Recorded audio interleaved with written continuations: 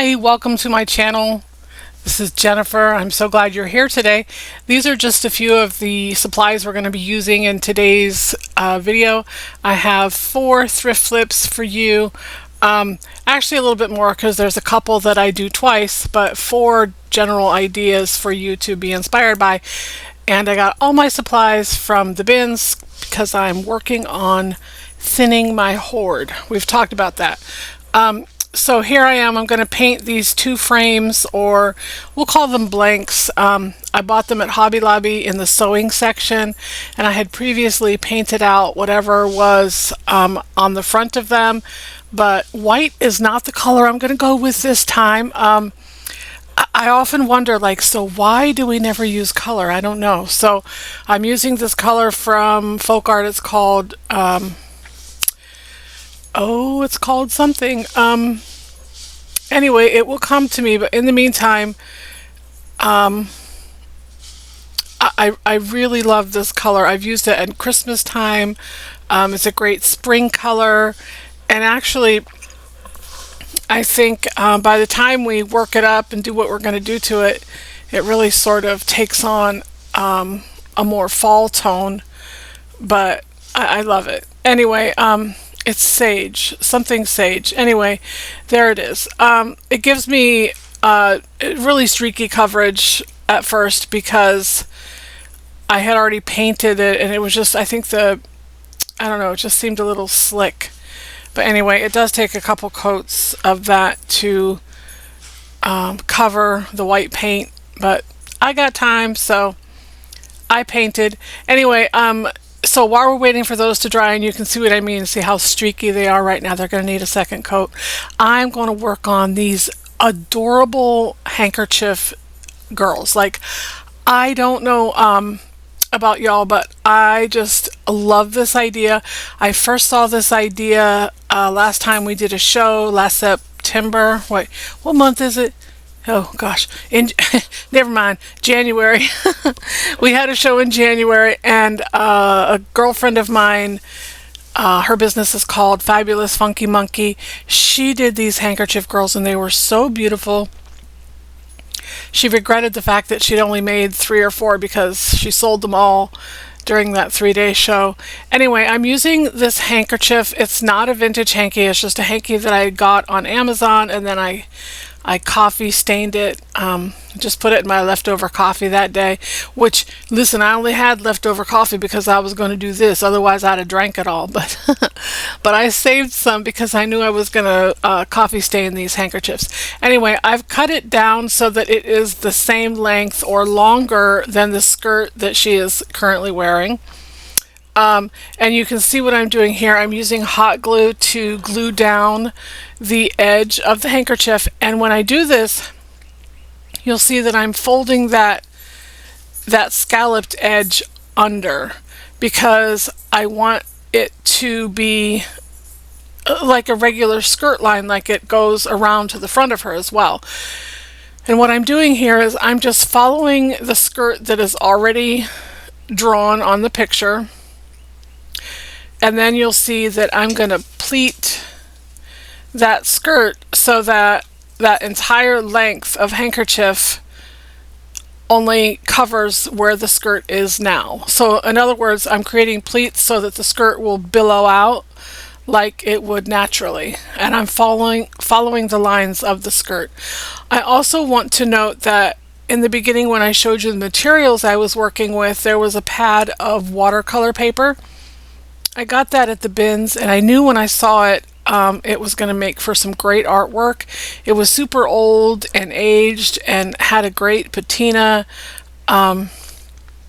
sort of yellowed, but not too much. But they just don't make watercolor paper quite like that anymore.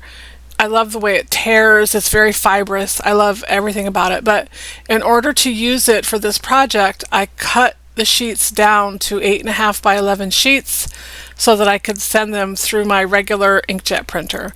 So that's what I've done here. I've just printed this out. Y'all know what I'm going to say. I'm going to say I got the graphics from Creative Fabrica, but if you don't have a membership to Creative Fabrica, you could find these graphics on Graphics Fairy. There's a lot of free resources for graphics online. Creative Fabrica is significantly less than a lot of them. It's only $47 a year for membership, which is a great deal because if you do resale, all the graphics on Creative Fabrica come with a commercial license, so you can use them in so many different ways in your selling ventures. Anyway, so you see I've pleated that skirt all the way up until the other end just about, and then I'm going to tuck it under the same way I did the first side so that the skirt looks like it's folding around here like a skirt would. So that's what I'm doing here. In my search for these on Creative Fabrica, I typed in Victorian ladies. You could also type in French ladies, French provincial, shabby chic. There's a lot of different keywords that you could use to bring up similar graphics on any search engine, really. You can see I glue it the wrong way, so I pull it back and I glue it, I tuck it under to glue it like I meant to do to begin with. So that's what I've done there. And I'm just using a very tiny little dot of glue. I don't want there to be a lot of bulk. The next time you see this, she's going to have a belt on. I don't know how I didn't get that on film. I tried really, really hard to record absolutely everything I did, but I was having a problem with the life of my battery that day. It just wasn't working. It kept turning off. So there we go. I just it's hit and miss. Sometimes everything's going great and sometimes it's not. But I do need to buy maybe a couple replacement batteries. I have one, so I can charge one while the other one's in use. Anyway, so that's the first step, is to get her skirt on. And now I've added this velvet ribbon. This was just ribbon from my stash, and I cut with my X-Acto along her waist there, so I didn't cut straight lines. I used the contour of her waist to cut some slits in that paper, and then I shoved that ribbon through those slits and glued it on the back side. So you're going to see that later in this video. I'll show you the back of the picture and you'll see what that looks like. In the meantime, I have these heart embellishments that I bought at Hobby Lobby. You can see the pack right there on my table. They were 37 cents when I came upon them. So let me tell you, I was really sleeping on some sales in Hobby Lobby in the wedding section and in the sewing section. They seem to have their own clearance sections at my store, so I've been real consistent now about walking back there to see what they've got. And now I have this little tiny like stud of an earring that I pulled off of something else that I got at Hobby Lobby, and it wasn't working to paint it in my hand. And what I'm actually painting it with is gold Rub and Buff. We're going for a nice warm look in this picture here. Everything, the colors are warm, the tone is warm, sort of dark and moody actually, but we are lightening it up a little bit when it comes to that. But I had to use the needle nose pliers there to get that gold Rub and Buff on my little earring for this girl. And now that I've got those painted, and I've gone really thick on the gold Rub and Buff so that it doesn't show any of that color that was there. Now I'm just using hot glue to secure that in place, and then I'm going to put her earring on. I'm going to use my needle nose pliers to position it and hold it, and sort of like you would use tweezers to get that earring put in place. This is some of my favorite art that I have created in quite some time, and I'm so glad Lori did these, because when I came home and I started researching them, they were mostly sold as cards on Etsy. So people were definitely doing this type of art, but it was not necessarily art as it was, well, it was art, it's just it was in a different form. There were cards that you could, greeting cards that you could buy. So now with this frame, I was so blessed to have found this frame in my stash, because I did not want to have to like redo any frames for this. I wanted like a certain type of frame, but I wanted it to be all ready. So basically I didn't want that white in there, because again, we're going with warmer tones for this picture. So I'm just taking that same gold rub and buff, and I'm using my finger to rub it all over that lace. It's a metal ribbon. We used metal ribbon in our last video, and I thought, oh my goodness, I forgot I had this frame, but this is a great use of metal ribbon, and I'm wondering if I could do something like that with my metal ribbon. I seem to have a lot of it. I think I have a lot of it because it went on clearance at Hobby Lobby, and I bought several spools of it. So that's what I'm doing here. If you use rub and buff a lot, it really is more effective to use your fingers, I think, for most things, especially flat things. But I hate getting it on my fingers because it's so hard to get off. So now we have our girl all ready to go in our frame, but if you'll notice, the picture is just too small. You would never put a picture in a frame that didn't quite go to the edges. That's definitely not a very finished or professional look. So I'm going to glue this lace that I tea dyed, or actually coffee dyed, around the edges of this picture. And again, the lace I got at the bins, the frame I got at the bins, the paper I got at the bins.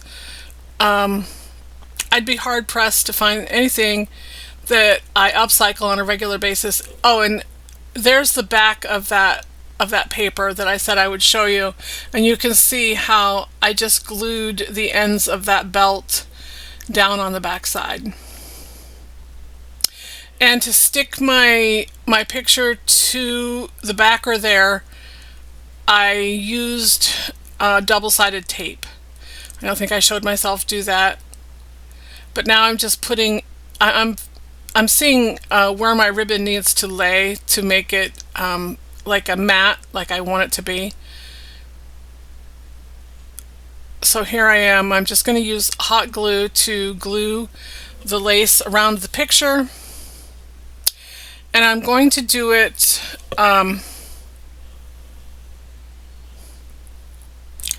I'm just using the tiniest dot of hot glue to secure that lace to my board there. I don't want any oozing out. I don't want it to stick to things. I just want it to stick that lace down. So that's what I'm doing here. And I was careful to make sure that I placed my lace so that the holes fell over the dark part of the image. There are actually not the image itself, but the backer there, the board. So I wanted to make sure that the lace looked uniform all the way around, because honestly it adds a little something. It adds more of a trimmed look to the picture. So that was my thinking there. And again, I'm going to go all the way around my picture with that lace. I just barely had enough to do this, so I had just a tiny bit left over that we'll use in something else later.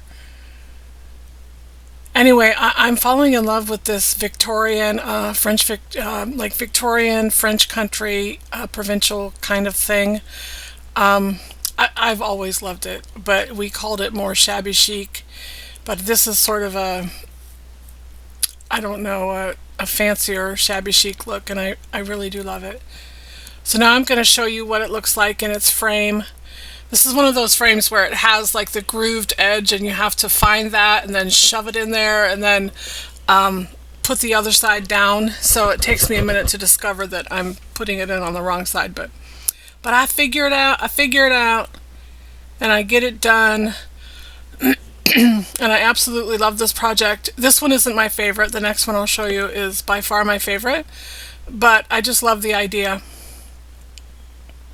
So I do have some really good news to tell you, and that is that we were able to apply for monetization here on YouTube. So guess what? We're official now. We are officially a YouTube partner, and so I need y'all to help me grow my channel. And for you, it requires little effort. I just need you to like, share, subscribe, comments, all the things I've asked you to do all along. If you could do that for me, I would really appreciate it. So there's that one all finished. And now I've got this one and it's all ready to go. It's on a backer and I'm just going to put it in a frame. And you're going to see that here.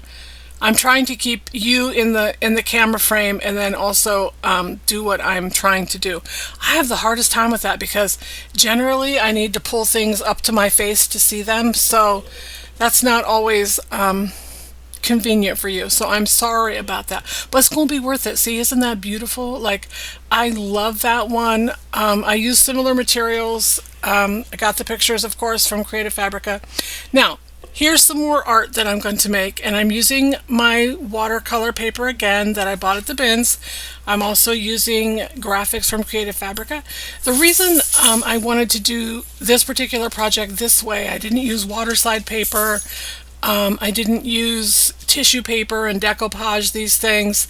I wanted to show you that you can use a variation of paper and materials and things like that to create actual art. And I love that. You know that art is my thing. When I'm not doing this, I'm creating art. In fact, I have got to start a new piece this weekend. That's the goal. I wanted to get this video up first so I could free myself up to just sit with my pencils and an artboard and draw a new picture. Anyway, so I'm using this ruler. It's a corkback ruler to tear off the edges of these pictures. I love, you can even buy rulers that have a deckled edge. This one doesn't, but that paper is so brittle and old that it just tears so beautifully.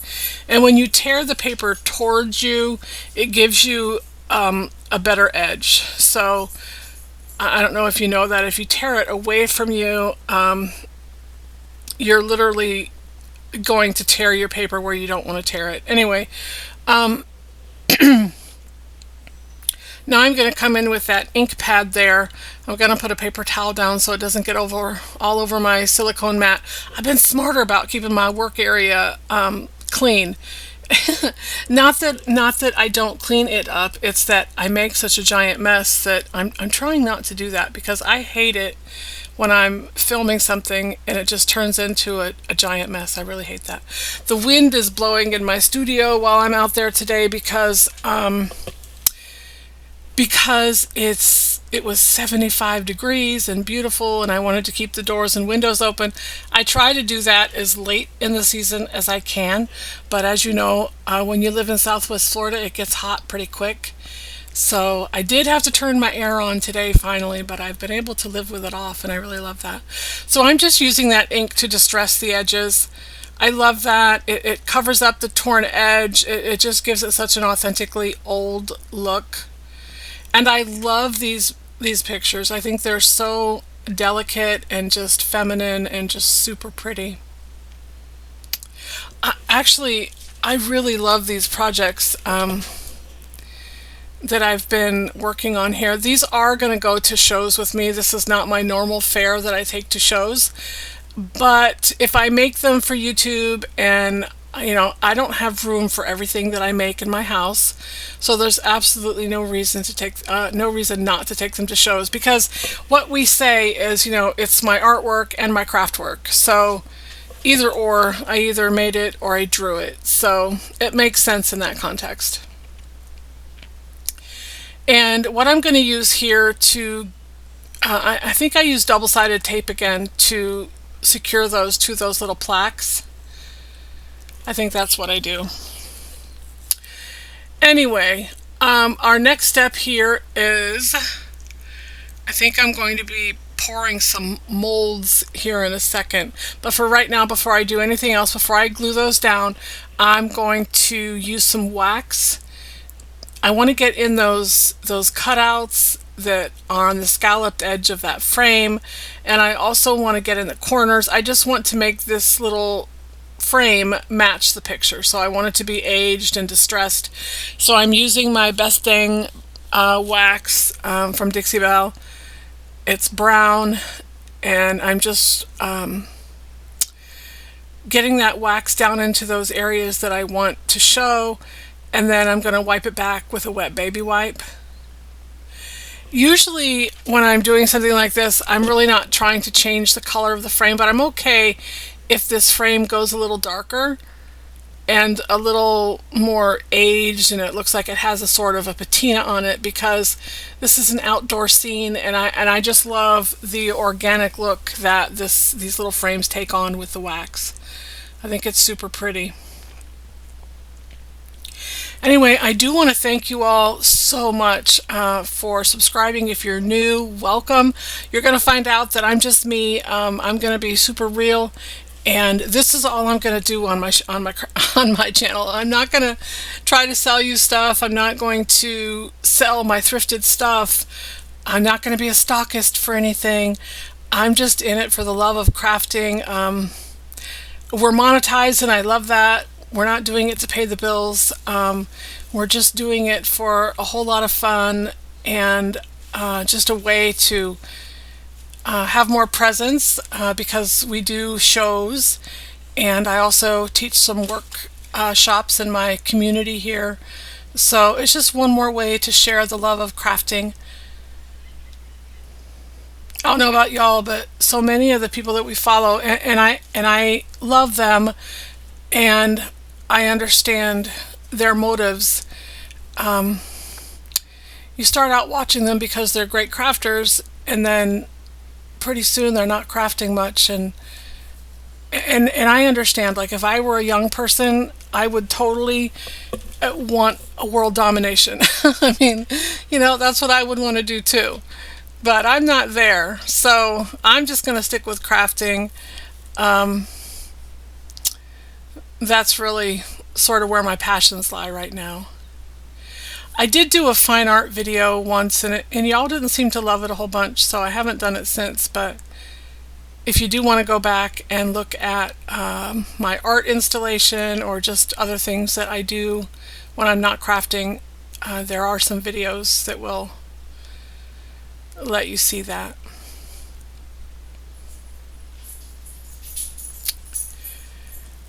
Yeah, I'm just using a bunch of that wax to get in there and make sure that I have at least those cutouts filled with wax or waxed so that they show.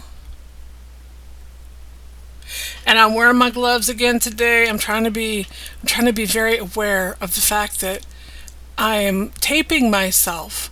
So I'm trying to do everything right, and that's why, first of all, I want you to know we have not played Where's Jennifer once in this video. Like, I have not disappeared from the frame. I have been here the entire time. I have not left you, first of all. Second of all, I haven't said once so far, I don't know where this is. I can't find this material, that material. I want you to know it's because, which is why, that's why I haven't left the frame. But the reason I'm so prepared is because I'm so prepared. Like, I got ready for all these projects. Normally I just come out here and I start working and I don't know what I'm making, but this time I actually planned my products, my projects. That was super smart. Anyway, here I am. I am pouring quickset resin, amazing casting resin, into these, what are these? These are plaques, labels, that's what they are, labels. So I just mixed enough to pour just a few of them. I'm only going to use 2 of them, but I'll keep the other 2, and I'm sure I'll use them. Actually, I think I'm going to make some more of these because I like them so much. And they had so many pictures to choose from. So I think I mentioned I live in Southwest Florida, and this amazing casting resin, it sets up in 10 minutes, but you could give it 5 minutes in Florida because it's super hot. I'm just painting those with the same paint that I used before. I've remembered that it is called Sage Shadow, and it's a folk art paint. Plaid sent it to me a few months ago. So I'm painting those, and I'm going to come back in with the wax and do the same thing that I did on the plaques, and just highlight all those delicate details that are in those. Like I said, I'm just going to use 2 of them, and for some reason I don't show it on camera, and I don't show it on camera because my battery kept dying. I mentioned that before.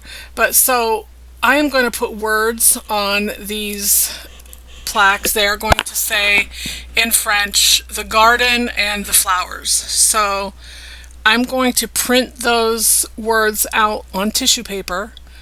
I'm going to tape tissue paper to a regular sheet of printer paper. I'm going to print it out, and then I'm going to decoupage those words onto those labels. So you don't see me do that, but that's what I'm preparing those labels for. So you're going to see pretty soon what those look like. I didn't know, again, I know y'all do the same thing. I pick up things sometimes just because I know I'll use them for something. And I had no idea when I picked these up that they were going to be so absolutely perfect for this project, or that this project was even going to come to be.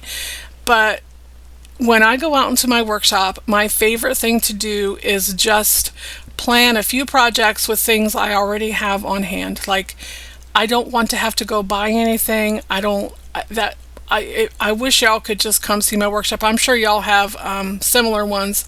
I actually have a workshop tour. It's one of my earlier videos that I've put on here. This is only our 40th video, so it's not like we have a whole library. This is just our 40th video. But I'm just coming in. I know you saw me. I double taped those on, but I'm reinforcing it with some hot glue, just some little tiny dots of hot glue, because I felt like the double-sided tape just wasn't doing it. Anyway, this was one of those projects that I came out and just planned by looking at my supplies and seeing what I had and what I wanted to do. So I would encourage y'all to do that.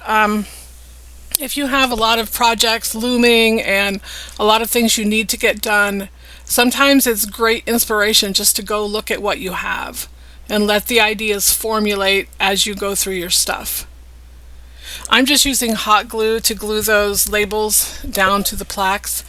I absolutely love this project. I know I've said that a couple times now, but I just think it's so elegant and beautiful, very delicate. So I'm thinking these are going to sell. I could picture these like in a, obviously, in a little girl's room, a bathroom, even possibly a laundry room. I just think they're so pretty. Just like sort of a boudoir space. Before I got married, before I married my husband Dan, I had like a total shabby chic vibe. I mean, just everything. Everything was shabby chic. But, when I married my husband, he didn't really fit into that motif. So we compromise now, which is good because, marriage is so much about compromise. So you just saw me paint a little tag, and that's for an upcoming project in this video. I just wanted to get that out of the way.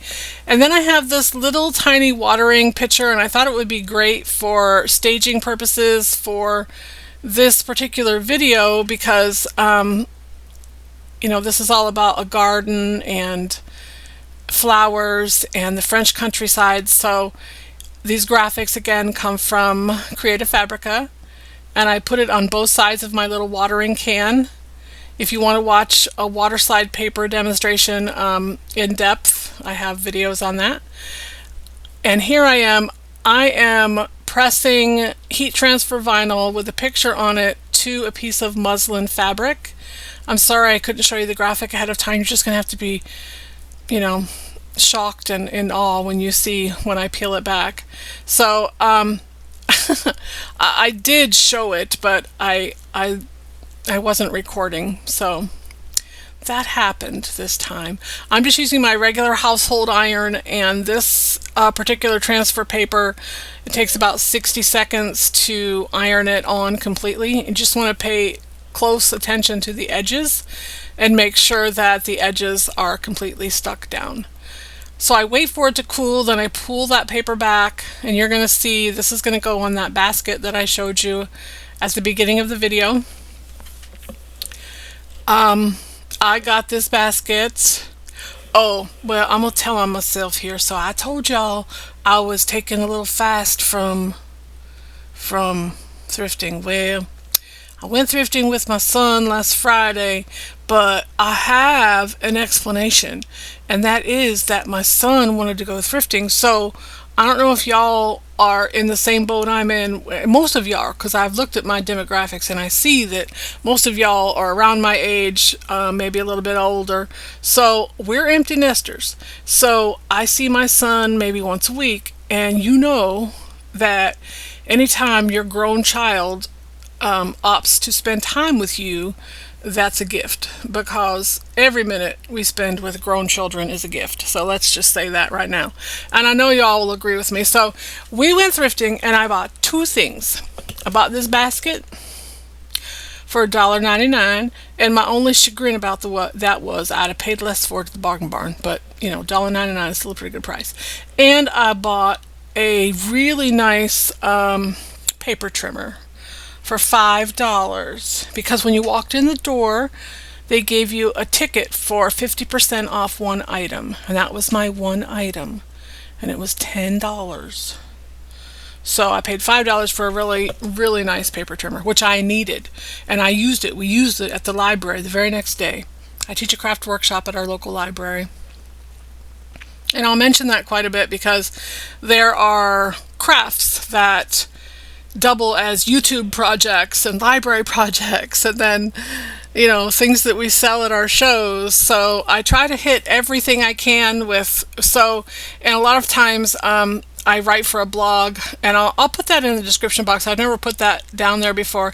I do actually contribute on Creative Fabrica. I write for their blog called The Artistry, and then also I write for Home Talk. So I will put those links in the description box, as well as a link for my friend's online store, Fabulous Funky Monkey. Her name is Lori. She does furniture for shows. She has beautiful, gorgeous pieces. She loves French Provincial and all the stuff that we love. She is so good at flipping furniture, and if you know anything about furniture flippers at shows and things like that, they got to do more than just flip furniture, because you're not going to sell furniture all day. So they make smalls, and she does such a great job. So now I'm just adding water slide paper to that tag that I painted earlier. And that's a tag that I cut from a wood slat from the Dollar Tree. And listen, I didn't care if it fit on there, you know, if it was too big, whatever, if the writing was overhanging the edges. I didn't care. I just wanted it to look French, and that's what I got. So I'm going to wait for that to dry, and then I'm going to come back and sand the edges off like you would if you had decoupaged that. And then I'm going to add string to it, and you're going to see I'm going to add it to this basket here. I'm going to tie a little ribbon on it. You're going to see that at the end. I don't think I show myself. Well, again, I'm going to say I did try to record it, but my camera kept turning off. Anyway, I used just a heavy coat of Mod Podge to get that fabric onto that basket. You saw me doing that. I used a heavy coat of Mod Podge under it, and then a heavy coat on top. And now I'm coming in and I'm covering those rough edges with this ribbon. This ribbon, we all recognize it. It's from the Dollar Tree. I do love some Dollar Tree ribbon. That's one thing that's still worth $1.25 for sure. I'm just using the littlest dots of hot glue to stick that down. And that's just going to give it a finished edge. I have to have, basically, I like for my projects to look finished and complete and tidy. I know my workshop doesn't usually look like I like things tidy, but I promise I do.